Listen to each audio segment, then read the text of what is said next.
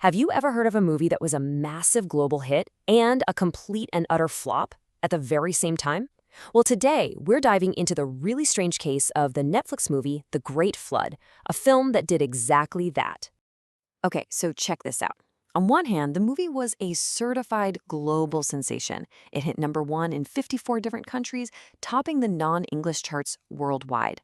But on the other hand, back home in South Korea, it got absolutely destroyed by audiences, with reviews calling it a waste of time and a total betrayal.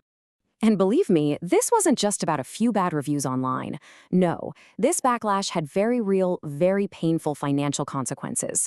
The stock price for M83, the VFX company behind the film, took a nosedive right after the release, hitting an all-time low. I mean, any investors who bet big on this thing being a blockbuster got completely wiped out. So the big question is, how on earth is this possible? How can one film be loved and hated so passionately by different groups? Well, the answer is all about the gigantic gap between what the audience was promised and what they actually got. So first, let's talk about the movie everyone thought they were getting based on all the marketing. The way this movie was sold, it was a classic disaster flick, through and through. The trailers showed an asteroid hitting the Earth, the ice caps melting, and the whole world flooding. The story was simple. An AI researcher has to save her son from their flooded apartment building. It's a setup we all know and love. High stakes, thrilling, pure survival. And this quote right here, it absolutely nails it. Korean audiences love this genre. They were expecting something like Haeundae or Exit, those incredible movies about ordinary people showing courage and trying to escape an impossible situation. That's what they were primed for. But the movie people actually sat down to watch? Oh man, it wasn't that at all.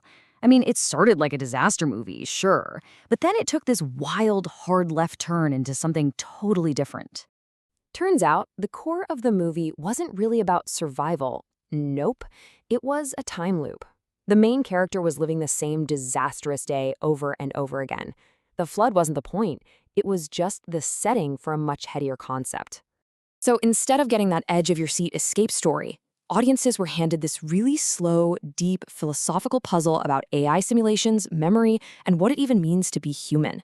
The fight wasn't against the floodwaters, it was a struggle to understand reality itself. And this huge disconnect, this bait and switch, led to what people are calling a genre betrayal. It created a massive wave of anger from the domestic audience who felt like they'd been completely tricked. I mean, just look at this. You were promised a straight-up disaster movie, full of action and survival. What you got was a brainy sci-fi film about philosophy and simulations. That's a pretty big switcheroo. It's no wonder people felt betrayed. And you can just feel the frustration in the reviews. This one really says it all. It wasn't just disappointment.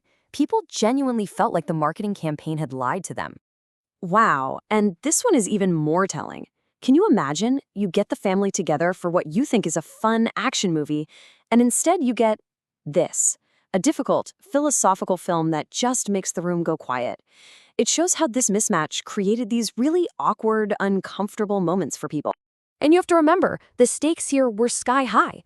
We're talking about a 30 billion won budget. A massive amount of money was poured into a project that, because of how it was sold, ended up pushing away the one audience it really, really needed to win over. So what's the big lesson here? What's the takeaway? Well, it really just boils down to a massive breakdown in communication, a broken promise to the audience. This right here, it just lays it all out, doesn't it? Two completely different stories for the same movie.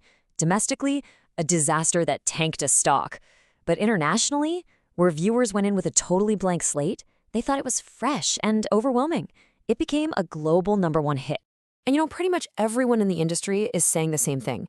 If they had just been honest from the get-go, if they'd marketed it as the cool niche sci-fi thriller it actually is, it would have found its people. It might not have been a mega blockbuster, but it would have avoided this whole firestorm.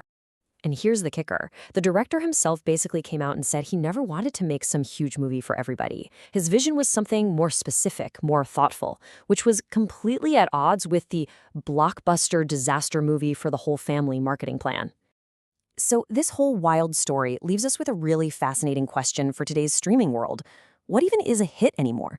If a movie bombs in its home country but is adored by the rest of the world on Netflix, does that broken promise to the local audience even matter in the long run? It's definitely something to think about.